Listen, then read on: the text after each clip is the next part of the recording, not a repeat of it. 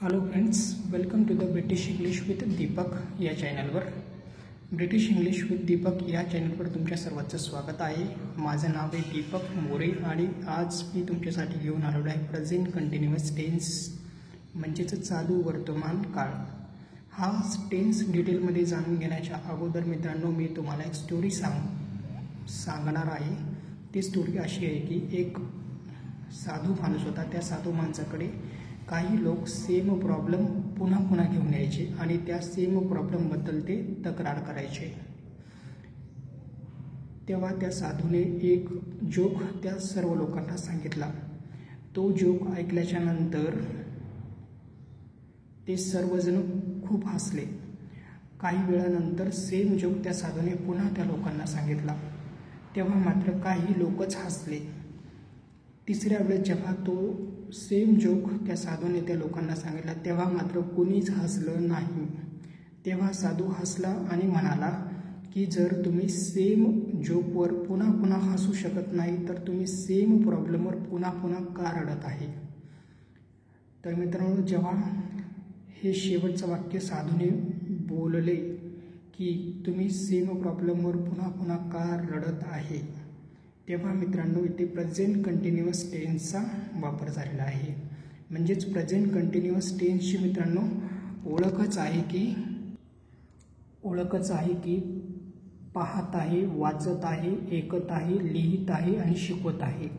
जेव्हा मित्रांनो आपल्याला इंग्लिशमध्ये मी पाहत आहे, वाचत आहे, ऐकत आहे, लिहित आहे असं बोलायचं तेव्हा आपल्याला इंग्लिशमध्ये प्रेझेंट कंटिन्युअस टेन्सचा वापर करावा लागतो. तर असं बोलण्यासाठी मित्रांनो आपल्याला एक स्ट्रक्चर आहे, एक रचना आहे, त्याचा वापर करावा लागतो. ते स्ट्रक्चर असं आहे की subject plus am is are plus V1 plus ING plus object. मित्रांनो एम इज आणि आरला आपण म्हणू शकतो हेल्पिंग वर्ब. V1 प्लस INGला आपण म्हणू शकतो V4.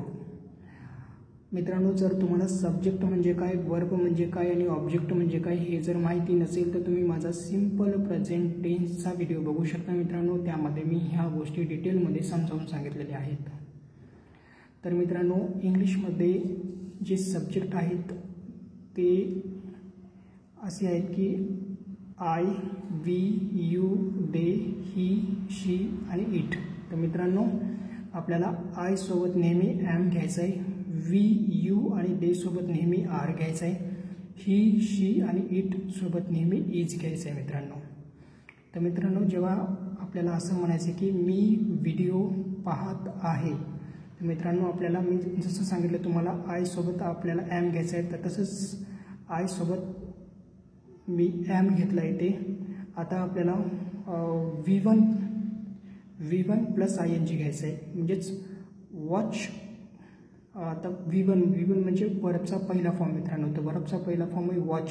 वॉचला आपल्याला ING जोडायचं आहे, तर ते झालं वॉचिंग. आणि व्हिडिओ, तर मित्रांनो याचं ट्रान्सलेशन झालं I am watching a video. Example number 2 बघा मित्रांनो, मी कॉमेंट्स वाचत आहे. तर मित्रांनो आय सोबत मी एम घेतलं इथं. इथे आपल्याला V1 प्लस ING घ्यायचं म्हणजे वर्बचा पहिला फॉर्म प्लस ING. वर्बचा पहिला फॉर्म आहे रीड प्लस ING, तर ते झालं reading. I am reading comments, हे झालं त्याचं ट्रान्सलेशन इंग्लिशमध्ये. आता एक्झाम्पल नंबर 3 बघा मित्रांनो, मी फोटो पाहत आहे. तर आय सोबत मी एम घेतलं. आता V1 प्लस ING घ्यायचे आपल्याला. V1 आहे म्हणजे वर्बचा पहिला फॉर्म लुक प्लस ING, हे झालं लुकिंग मित्रांनो. याचं ट्रान्सलेशन झालं I am looking at photos. Example number 4 बघा मित्रांनो, मी गाणे ऐकत आहे. तर आय सोबत मी एम घेतलं. लिसन प्लस ING, हे झालं listening songs. I am listening songs, हे झालं त्याचं ट्रान्सलेशन. कमेंट सेक्शनमध्ये मित्रांनो तुम्ही मला या तिन्ही वाक्यांचं ट्रान्सलेशन करून सांगा. मी क्रिकेट खेळत आहे. हे एक्झाम्पल नंबर 1. एक्झाम्पल नंबर 2, तो इंग्लिश शिकवत आहे. एक्झाम्पल नंबर 3, ते बोलत आहे.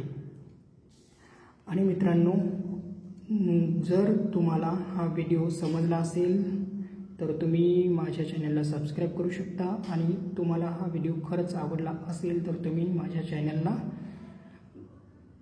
लाईकसुद्धा करू शकता. आणि at last I would like to say thank you so much for watching this video. Have a nice day. Bye.